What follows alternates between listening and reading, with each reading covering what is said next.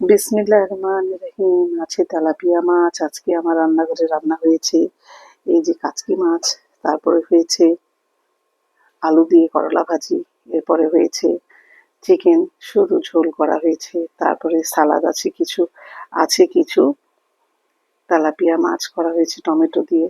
আর এই তরকারি আজকে যা রান্না হয়েছে সব করেছে আমার মেয়ে।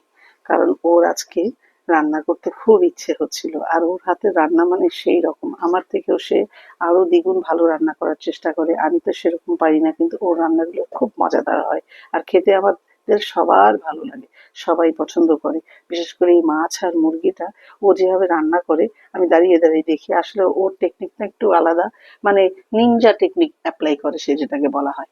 ঠিক আছে না, বরাবরের মতো সে একটু মজা মজা করে খুব সুন্দর করে রান্না করার চেষ্টা করে। আর করলা ভাজি তার হবে একদম ঝরঝরে, আর লাগবে না, এত সুন্দর করে সে রান্না করবে খুব যত্নের সাথে।